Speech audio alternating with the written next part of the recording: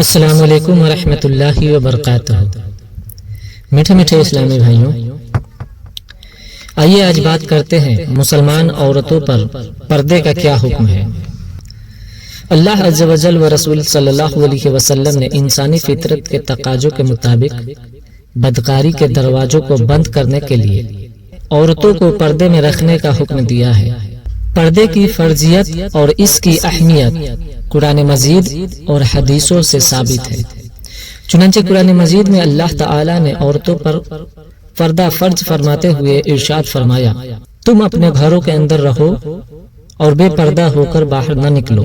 جس طرح پہلے زمانے کے دور جاہلیت میں عورتیں بے پردہ باہر نکل کر گھومتی پھرتی تھی، اس آیت میں اللہ تعالی نے صاف صاف عورتوں پر پردہ فرض کر کے یہ حکم دیا ہے کہ وہ گھروں کے اندر رہا کرے اور زمانہ جاہلیت کی بے حیائی اور بے پردگی کی رسم کو چھوڑ دے۔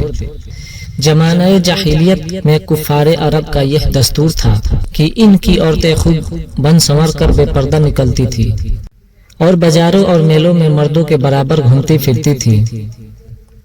اسلام نے اس بے پردگی کی بے حیائی سے روکا اور حکم دیا کہ عورتیں گھروں کے اندر رہیں اور بلا ضرورت باہر نہ نکلے، اور اگر کسی ضرورت سے انہیں گھر سے باہر نکلنا ہی پڑے تو زمانہ جاہلیت کے مطابق بناؤ سنگار کر کے بے پردہ نہ نکلیں بلکہ پردے کے ساتھ باہر نکلیں۔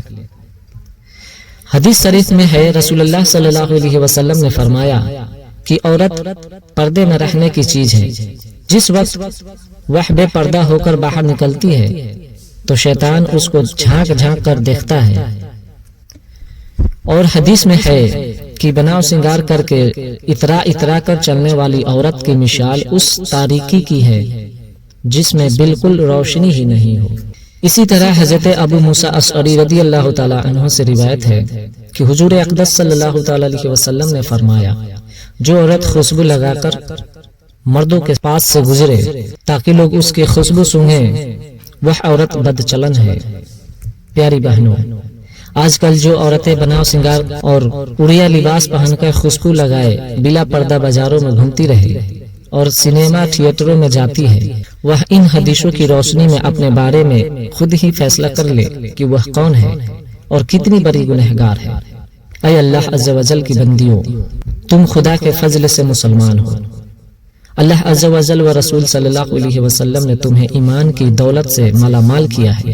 تمہارے ایمان کا تقاضا یہ ہے کہ تم اللہ عز و جل اور رسول صلی اللہ علیہ وسلم کے احکام کو سنو اور ان پر عمل کرو۔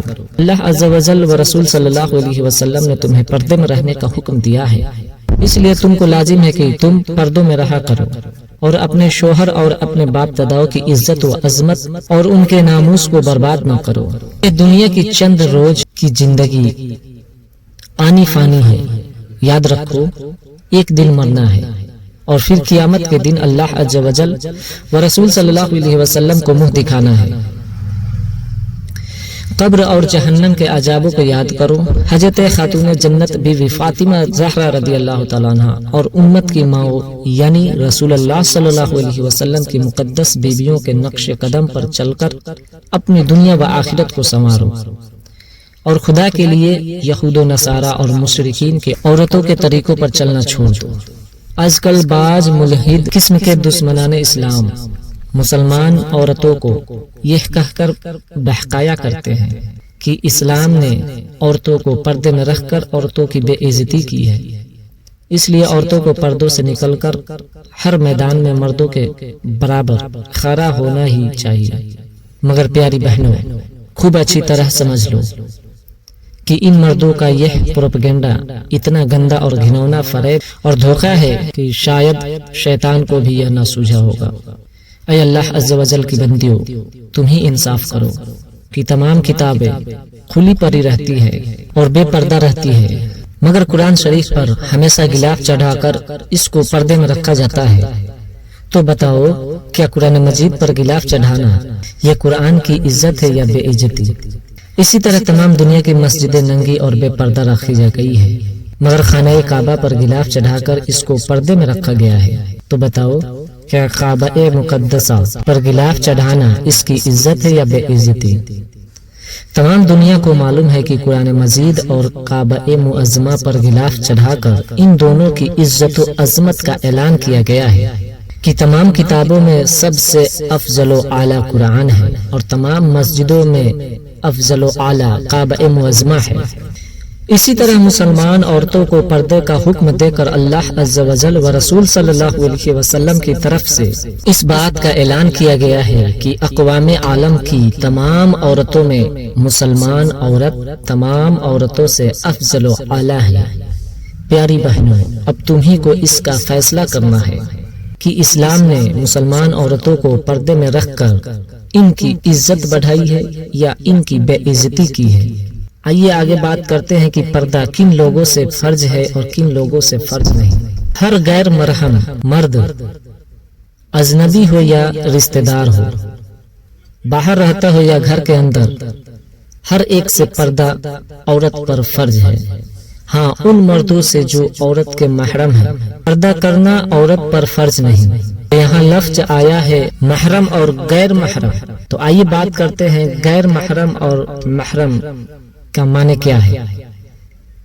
محرم وہ مرد ہے جن سے عورت کا نکاح کبھی بھی اور کسی صورت میں بھی جائز نہیں ہو سکتا، مثلا باپ، دادا، چاچا، ماموں، نانا، بھائی، بھتیجا، بھانجا، پوتا، نواسا، سسر، ان لوگوں سے پردہ کرنا ضروری نہیں ہے۔ غیر محرم وہ مرد ہیں جن سے عورت کا نکاح ہو سکتا ہے، جیسے چچا جات بھائی، ماموں جات بھائی، پھوپھی جات بھائی، خالہ جات بھائی، جیٹھ اور دیور وغیرہ، یہ سب عورت کے غیر محرم ہیں اور ان سب لوگوں سے پردہ کرنا عورت پر فرض ہے۔ ہمارے یہاں یہ بہت ہی غلط خلاف شریعت رواج ہے کہ عورتیں اپنے دیوروں سے بالکل پردہ نہیں کرتی، بلکہ دیوروں سے ہنسی مذاق اور ان کے ساتھ ہاتھ ہپائی کرنے کو برا نہیں سمجھتی، حالانکہ دیور عورت کا محرم نہیں ہے۔ اس لیے دوسرے تمام غیر محرم مردوں کی طرح عورتوں کو دیوروں سے بے پردہ کرنا فرض ہے، بلکہ حدیث شریف میں تو یہاں تک دیوروں سے پردے کی تاکید ہے کہ دیور عورت کے حق میں ایسا ہی خطرناک ہے جیسے موت، اور عورت کو دیور سے اسی طرح دور بھاگنا چاہیے جس طرح لوگ موت سے بھاگتے ہیں۔ بہرحال خوب اچھی طرح سمجھ لو کہ غیر محرم سے پردہ فرض ہے، چاہے وہ اجنبی مرد ہو یا رشتہ دار۔ دیور جیٹھ بھی غیر محرم ہے، اس لیے ان لوگوں سے بھی پردہ کرنا ضروری ہے۔